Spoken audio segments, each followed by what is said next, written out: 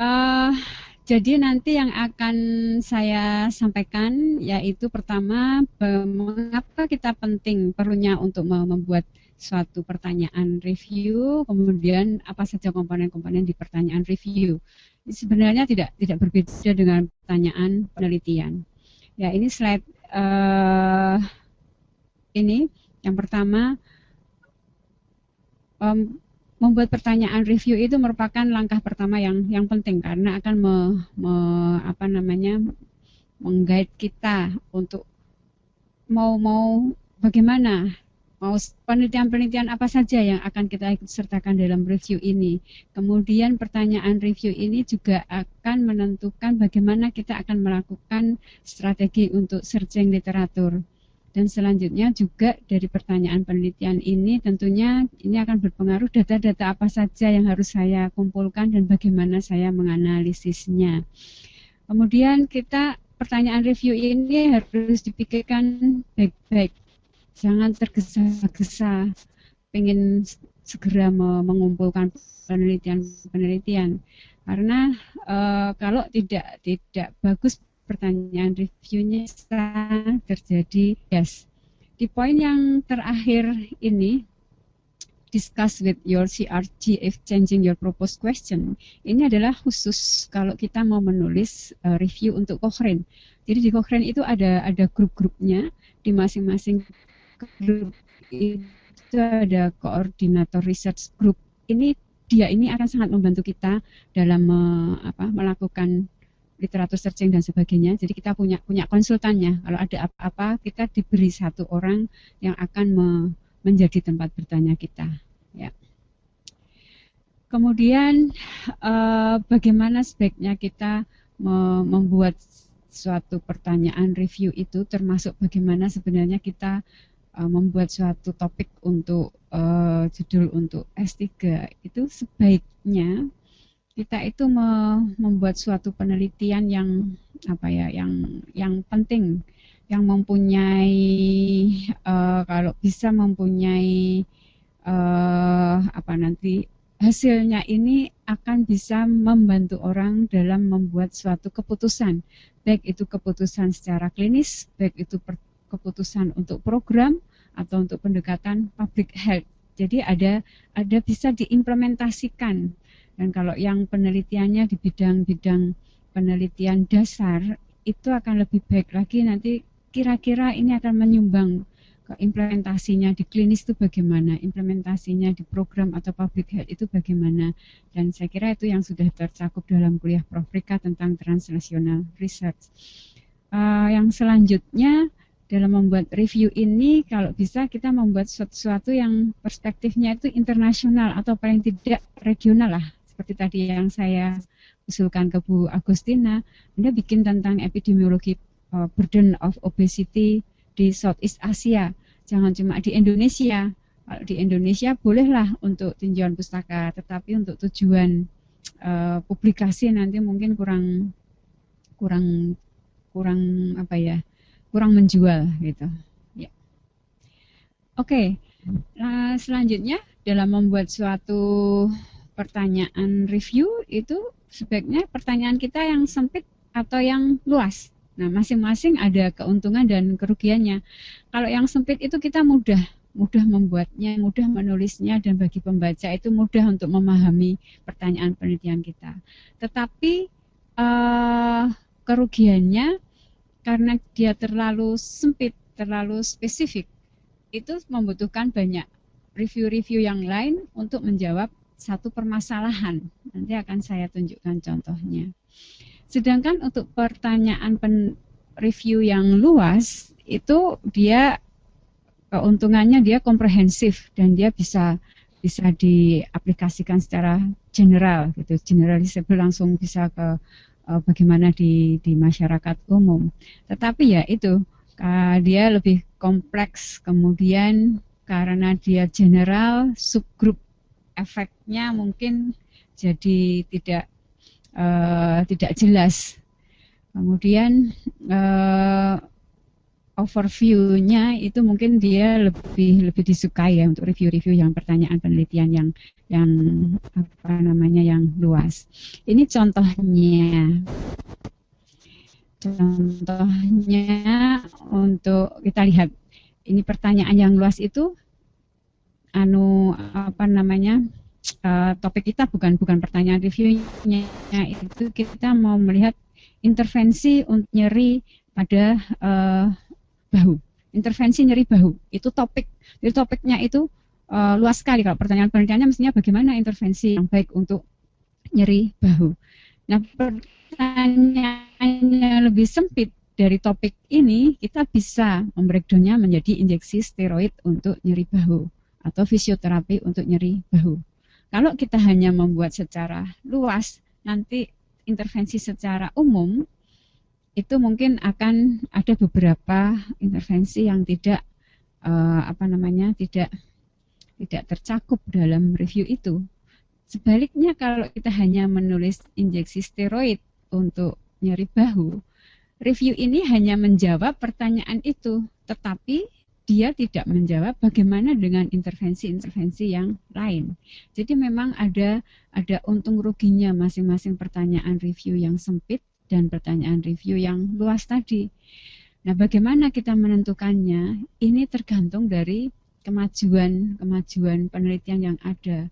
Mungkin dulu awal-awal tahun 2000 belum banyak penelitian tentang intervensi pada nyeri bahu. Jadi pada saat itu dibuat reviewnya tentang intervensi secara umum. Tetapi dengan berjalannya waktu, ternyata penelitian-penelitian ini banyak yang bermunculan dan masing-masing intervensi ini sudah punya banyak penelitiannya. Misalnya injeksi steroid sudah ada 500 penelitian, walaupun nanti yang bisa kita ikutkan dalam review ini hanya 5 dan intervensi-intervensi yang lain. Jadi begitu. Kita lihat dulu dong topik yang akan kita review ini kira-kira penelitiannya banyak sekali enggak gitu kalau secara generalnya. Kalau secara generalnya banyak, kita breakdown menjadi subgrupnya. Oke.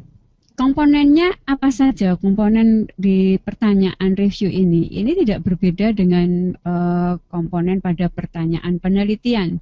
Jadi kita menggunakan PICO. P-nya adalah population, I-nya intervensinya bagaimana, C-nya pembandingnya bagaimana, dan O-nya outcomes. Saya ingatkan kembali Bapak Ibu sekalian, Cochrane ini utamanya adalah mereka menerbitkan systematic review untuk clinical trial dan diagnostic test. Jadi komponen dari pertanyaan reviewnya ini ada populasinya, ada intervensinya, dan ada comparisonnya, ya. Karena memang mereka menspesifikasikan untuk itu, untuk yang cohort dan sebagainya, mereka belum punya handout-nya atau guideline-nya, tetapi kita bisa memodifikasi sendiri. Ya, kembali ke pertanyaan review, ini adalah contohnya. PICO, jadi di atas itu adalah topik yang akan kita review. Antibiotik untuk memperbaiki demam pada anak-anak dengan common cold. Saya kira mudah. Ini P-nya apa? P-nya adalah anak dengan common cold. Ya, diklik itu Mas. Ya, anak dengan common cold. Kemudian I-nya apa? Jelas. I-nya ini adalah antibiotik. Kemudian pembandingnya apa? Pembandingnya ini adalah placebo. Kemudian outcome-nya adalah karena dia improving fever, duration of fever. Jadi kita menulis dulu topik apa yang akan saya teliti. Saya mau lihat antibiotik untuk common cold dan outcome yang akan saya lihat adalah perbaikan demamnya. Nah, kita tulis PICO-nya, I-nya apa, I-nya apa, C-nya apa, O-nya apa. PICO ini tidak hanya penting untuk dalam membuat pertanyaan review, tetapi nanti juga akan meng-guide kita untuk literatur searching-nya.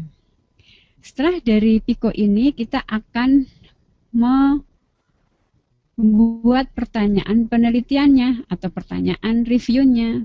Jadi kita pertanyaannya yang bagus adalah untuk anak-anak dengan common cold, apakah antibiotik anak-anak dengan common cold tadi populationnya atau patientnya, apakah antibiotik sebagai interventionnya dibandingkan dengan placebo akan memendekkan lama demam sebagai outcome-nya. Ini adalah untuk RCT. Bagaimana dengan diagnostic question? Ya, untuk diagnostic question, next. Ya. Untuk diagnostic question itu kita tetap komponennya sebenarnya PICO juga. Tetapi I-nya, intervention di sini, itu adalah new diagnostic test yang akan kita teliti. Contohnya adalah saya ingin membuat review tentang akurasi IGRA. IGRA itu interferon gamma release assay untuk pemeriksaan baru untuk TB. Itu bagaimana nilai diagnostik IGRA untuk mendiagnosis latent TB infection pada populasi yang sehat. Oke, P-nya healthy people, jelas ya. New diagnostic testnya ini adalah IGRA. Kemudian comparisonnya biasanya seharusnya kalau suatu diagnostik yang baik adalah gold standard. Kita bandingkan dengan gold standard atau kalau enggak pemeriksaan-pemeriksaan yang biasa dilakukan selama ini. Kemudian outcome-nya adalah LTBI, latent TB infection. Ya, jadi udah seperti itu. Oke, slide. Dari PICO itu tadi pertanyaan reviewnya menjadi pada populasi yang sehat, P-nya, bagaimana diagnostik akurasi dari IGRA sebagai tes yang akan kita teliti untuk mendiagnosis latent TB infection ini outcome-nya. Nah, ini adalah modifikasi PICO. Jadi jangan terlalu kaku lah kalau PICO itu hanya bisa digunakan untuk RCT. Enggak. Jadi kita yang fleksibel. Bagaimana untuk cohort, penelitian cohort? Apakah PICO ini juga bisa kita gunakan? Ya, bisa. Kita lihat contohnya di slide yang berikut ini. Ini saya ingin melihat risiko infeksi vertikal pada anak yang lahir dari ibu dengan HIV positif. Ingin mengetahui apakah viral load pada ibu itu berhubungan dengan risiko infeksi vertikal. Mungkin ada yang mau mencoba. Oh, sudah kena. Ada yang mau mencoba. P-nya apa? Bu siapa? Bu Agustina, yang tahu namanya tadi Bu Agustina. Apa Bu P-nya, Bu?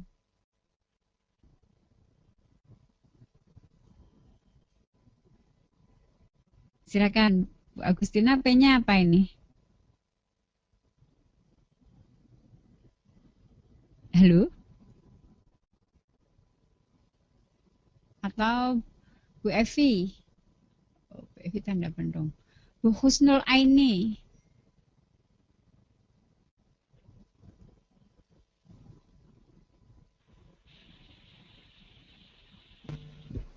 Budiah Priyanti.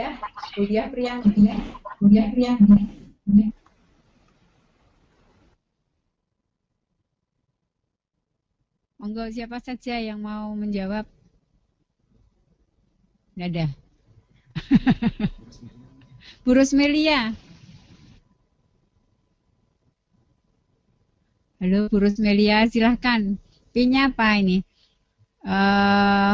Viral load pada ibu dan risiko infeksi vertikal HIV pada anak-anak yang lahir dari ibu dengan HIV positif. Bu Rusmelia udah mau menjawab tuh.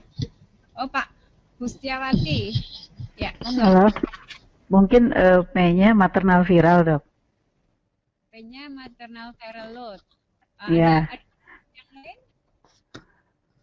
Pasiennya apa pasiennya? population-nya. Bu Siti?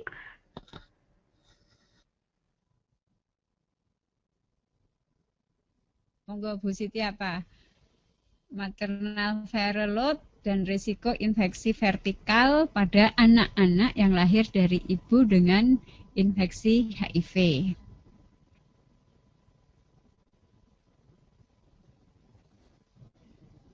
Gak ada yang lainnya? Bu Agustina, ayo silakan. Oh Pak Bu Husnul.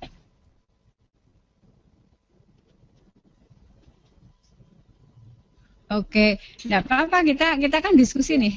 Salah tidak apa-apa, tidak ada benar, tidak ada salah, semuanya menuju kebenaran. Ya, Dok. Ya silakan Bu Husnul.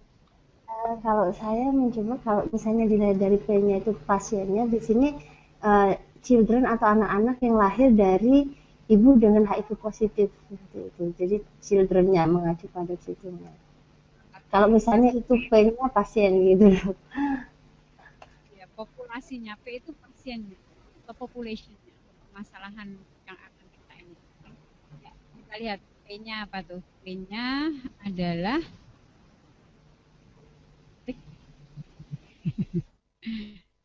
ya. Jadi P-nya di sini adalah anak-anak yang lahir dari ibu dengan HIV positif. Itu populasinya. Bagaimana risiko penularan vertikal ini pada anak-anak dengan HIV positif? Apakah maternal viral load pada ibu itu kadarnya itu berpengaruh terhadap risiko itu? Nah, maternal viral load itu bukan P-nya, tetapi dia adalah apa? I-nya atau C-nya atau outcome-nya. Jadi dia ada exposure-nya. Coba I-nya apa, Pak? Kita lihat slide. Ya. Jadi I-nya ini adalah exposure-nya, faktor risikonya. Ini apakah kadar virus pada ibu itu akan mempengaruhi risiko vertical infection. C-nya apa C-nya? C-nya di sini tidak ada. Atau mungkin nanti kalau di penelitiannya kita bisa membandingkan antara nilai viral load yang misalnya di atas 500 dan di bawah 500. Tetapi dalam pertanyaan penelitian, pertanyaan review ini tidak perlu kita sebutkan itu. Dan outcome-nya adalah risiko infeksi vertikal itu. Jadi dia terinfeksi atau tidak. Bukan risikonya, ini saya salah menulisnya, bukan the risk-nya, tapi vertical infection. Hasilnya ini anaknya akan terinfeksi atau tidak. Oke ya. Jadi ada setelah dari situ kita buat pertanyaan penelitiannya, pertanyaan reviewnya. Pertanyaan reviewnya jadinya apakah pada anak-anak yang lahir dari ibu dengan HIV positif sebagai patientnya atau populationnya itu viral load yang tinggi pada ibu exposure-nya akan meningkatkan risiko penularan secara vertikal. Outcome-nya kalau tertular secara vertikal berarti outcome-nya adalah anak itu terinfeksi HIV atau tidak terinfeksi HIV. Ya, saya kira itu. Next slide-nya.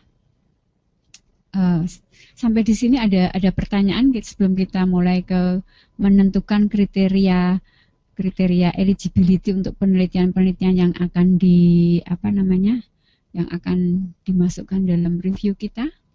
Ini kita baru PICO. Pertanyaan review sudah selesai. Defining a review question. Monggo kalau ada yang mau bertanya. Ya, jadi intinya pertanyaan review ini bisa untuk review penelitian RCT, diagnostik, maupun penelitian cohort. Nah, komponennya adalah PICO, population atau problems atau patient, I-nya intervention, kemudian C-nya comparisonnya, grup pembandingnya, O-nya outcome-nya. Dan itu kita modifikasi. Kalau PICO yang murni itu untuk RCT, sedangkan untuk diagnostik dan cohort kita modifikasi seperti contohnya tadi. Selamat pagi, Dok. Mungkin rada balik ke belakang. Yang saya udah mencari terkait dengan jurnal yang direview oleh Cohen. Kebetulan rencana topik saya itu tentang eating disorder atau gangguan makan, dan sudah mendapatkan yang direview itu kebetulan ada 2 yang tahun 2012. Nah, untuk kan harus mencari lagi jurnal yang terbaru ya, Dok, ya, kan itu tahun 2012, berarti dari tahun 2012 sampai tahun 2015 Februari atau Maret kita harus mencari. Nah, apakah yang makalah yang terbarunya ini yang sudah direview kembali atau kita melakukan review seperti langkah-langkah tadi, Dok? Terima kasih. Ya, terima kasih Bu Setiawati untuk menambahkan apa namanya? Menambahkan artikel-artikel yang baru pada topik yang sudah di review. Langkah-langkah seperti ini tetap harus kita inikan lagi, kita buat. Karena apa?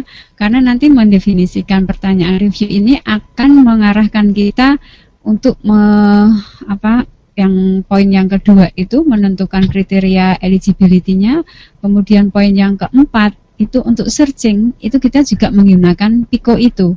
Jadi nanti di sini tentang define the question, saya kira sudah jelas pertanyaan reviewnya dan sudah jelas latar belakang. Itu penting, sudah ada background dari review sebelumnya. Nah, yang paling penting itu nomor 4 nanti Bu Setiawati, karena Bu Setiawati akan menambahkan penelitian-penelitian yang terbaru. Yang terbaru, betul. Dan bagaimana cara searching itu sangat ditentukan oleh review question dan PICO-nya tadi. Nanti habis ini saya akan menyampaikan tentang literatur searching berdasarkan PICO dan sebelumnya tentang kriteria eligibility. Jadi langkah-langkahnya tetap, tapi yang pertama sudah dicentang tuh, Bu Setiawati udah jelas questionnya, review questionnya saya sudah mencari lagi. Kemudian dari review tadi dibikin PICO-nya, Bu. Oh, bikin PICO-nya, oke, ya. Eating disorder apa gitu. P-nya apa, punya apa, dan nanti the next step-nya, langkah selanjutnya kita lihat untuk presentasi saya yang selanjutnya tentang literatur. Ya. Ya, terima kasih. Ya, jadi mungkin kalau bisa saya simpulkan, jadi yang pertama kan kita membuat definisi pertanyaan penelitiannya dulu, lalu kita membuat PICO-nya dulu, baru dimasukkan kita untuk mencari lagi reviewnya gitu ya, Dok, ya, nantinya. Ya.